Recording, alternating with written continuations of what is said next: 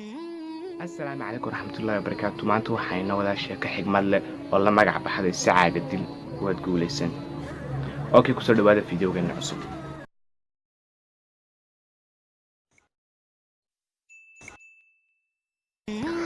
waxaa jiray nin xigmad badan oo dadku talo iyo tacliinba u raadsan jireen.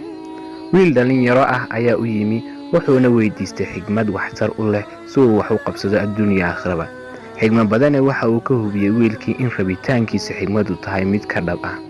markaas kadib ayuu wuxuu la galay socdaal kuna yidhi, anaa ku tusaaya waxaa xigmadu tahay maalin kale la socay oo tuulooyin badan la mar. kadib markii muddo la soconayay ayaa ninkii xigmadda badanaa wiilkii wuxuu u sheegay in uu raadiyo reerka ugu saboolsan tuulada ay marayaan. muddo kadib ayay arkeen guri dhoqosho ah oo aan mudulna ahayn cariishna ahayn oo aad u baaba'san. waxaa guriga bannaankiisa ku xidhan sac reerku leeyahay. reerku waxay ka kooban yihiin 8 qof. 8 qofna waxay dhammaantood ka shaqaynayaan sacaas, mid lisa, mid caws u dhiga, mid daajiya, mid xerada u ooda iyo mid daryeelkiisa kale u qaabilsanba.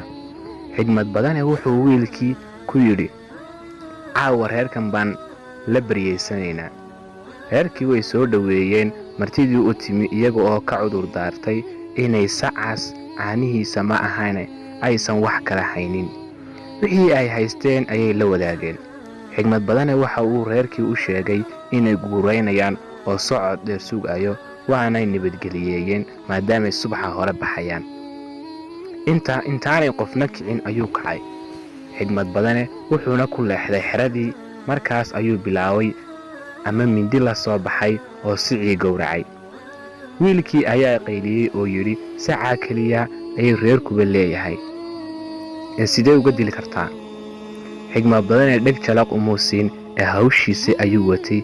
markaas ayay shanqar la'aan socodkoodii ku wateen. 1 sano kadib ayaa xigmad badane wiilkii wuxuu ku yidhi, inakeen waan soconaynaaye. waxay yimaadeen tuuladii uu saca reerka ka dilay. markii ay meeshii yimaadeen ayaa wiilkii garan waayey gurigii, inkastoo meeshu tahay goobtii uu ku ogaa guriga dhoqoshka ahaa. waxaa beddelay guri cusub oo daar ah, waxaana ku kor yaalla beer aad u weyn oo dadka jooga ay mashquul yihiin, qof walibana hawl gacanta kula jiro. guriga ayay yimaadeen oo reerkii salaameen.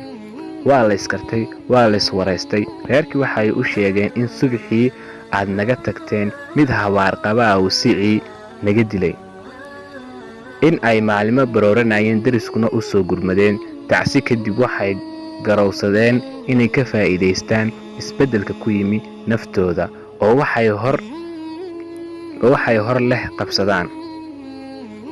waxay go'aansadeen inay beer tabcadaan maadaamay qoys ballaadhan yihiin. abuurkiisana way dayn qaateen. xilligii ugu horraysay markii beertu u soo go'day ayay deyntii iska bixiyeen. wixii u soo hadhayna gurigan dhagaxa ku dhisteen.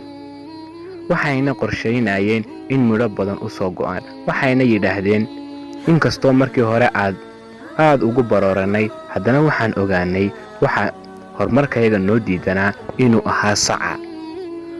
markaas xigmad badane wiilkii wuxuu ku yidhi, xigmadda nolosha lagu hormariyaa waa adiga oo sacaaga dila. qof waliba wuxuu leeyahay sac ama derbi uu jabin karo oo ka hor jooga inuu hadafkiisa gaadho. taas oo qofku markuu fakero kadib u soo baxda oo khatar badan tusta. sidaa darteed qofka fulaygaa cabsi gelisa, kadibna fakarkiisa burburisa oo horumarka u diida. haddaba raadi sacaaga horumarka kaa hortaagan, kadibna gowrac si aad horumar aad u tiigsanayso u gaadho.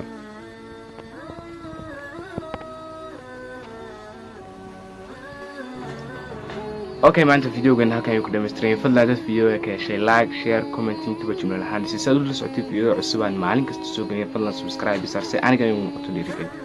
wassalaamu calaykum waraxmatullahi wabarakaatu.